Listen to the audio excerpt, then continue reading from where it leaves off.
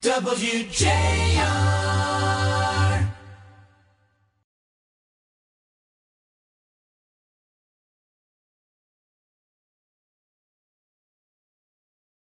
It's my pleasure to have in the studios of WJR, Emmy Award-winning TV broadcaster, Fox 2 Detroit entertainment specialist, and just all-around good guy. Lee Thomas has written a book about the physical and mental battle he's waging with the skin disorder called vitiligo, and the book is called Turning White, a Memoir of Change. And Lee, it's great to have you here on The Big Story. I'm honored, Lloyd. You're the man, first of all. Please. Great intro. I really appreciate you having me, man. Really. And I expect the check coming later, okay? Thank you very much.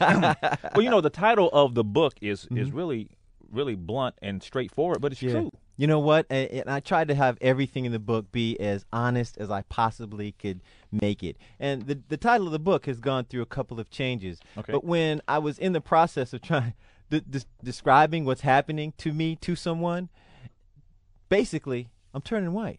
I mean, it's as simple as you can put it. You don't care what the disease is called, vitiligo. Right. It affects, 2 to 5 million people. Listen, I'm an African-American male who is literally turning white. That's just as simple as I can put it. And that's what I always try to be. On TV, radio, whatever, I'm as honest as can be. And that's what I tried to be with the book. And the title kind of just popped out that way. And it's jarring and yet intriguing at the same time, I think. Well, it's the quote I like in the book is, this is one black man's story that is all about skin color, yet has absolutely nothing to do with racism. And that just makes you think right there, doesn't it? It does. Yeah, it's interesting. I was on a plane ride back from a story overseas, and I was sitting next to a professor from Michigan State. And I had on, how you get on the plane, it's a long ride. You put on your hoodie and you're going to, go to sleep. And so my face is mostly covered, except just peeking out of the little hoodie. And he sees my hands, which are completely white at this point. And he says, "Excuse me, do you mind if I ask you a question?" And I'm always engaging people because that's what this is about, is for me to be able to engage people so other people don't have to, because it's my job to speak. So I can talk about anything. Okay. He says, "If you don't mind me asking, are you a Caucasian or an African-American?"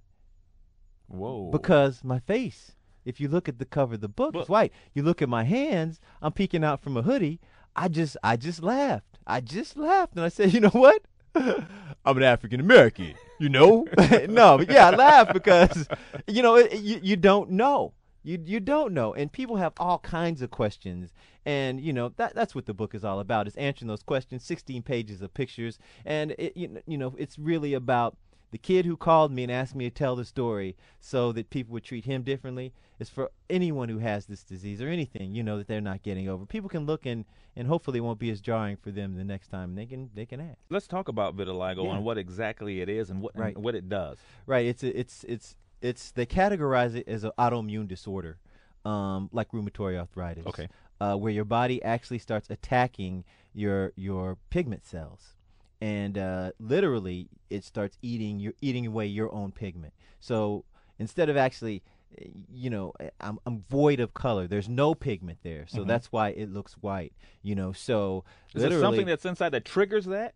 It's one of those diseases that's not contagious and it's not life-threatening. So all they have is theories without any conclusions, and there is no cure. But most people respond to 80% of the people who have vitiligo respond to treatment. 20% of the people don't and could possibly completely turn white. So what is treatment like? I'm in light? that 20%. Yeah, you have to stand in it's UVA, UVB light. They use some creams for some people, a combination of something you take orally and light treatment, a variety of different things that they can try on people that people find success with. So, and I have tried some of that and found it mildly successful, but as soon as I stopped the treatment, the new spots would fade and more white would come up. I was reading your book last night and reading about the first time you discovered it when you were getting this haircut, and you thought that you thought the barber had nicked your hair. Man, you nicked me, man. That's what you nicked me, man. Come on. He's like, no, I don't do that. You know how barbers are. Right. No, I don't do that. I'm like, no, you did that. I want my money back, right? No, but he, busted out the mirror And everybody else is sitting up because you know how the barbershop is. Oh, absolutely. Everybody know You know it. him, I'm not sitting in that chair, you know. Everybody else is sitting up. But, yeah, he showed me with the mirror, and there was a white spot there about the size of a quarter. So I called my mom, called my buddy, went to college with, who I saw had one before. They called it a stress mark, you know, old school. They called it a stress mark. That's right. And that it's going to go away. So I said, okay, I didn't think about it. Then 2 more spots came on the other side. That one did go away. 2 more came on the other side of my scalp. Then 2 more on my hand about a year later. And when it got to that point, that's when I went to, maybe a year and a half later, that's when I went to a dermatologist. I was working in New York at the time, and he said vitiligo, which I had never heard of before, you know. Then I did my research. Michael Jackson has it, right? You know, and it's just like, okay, I got this. What does that mean? Am I going to turn white like Mike?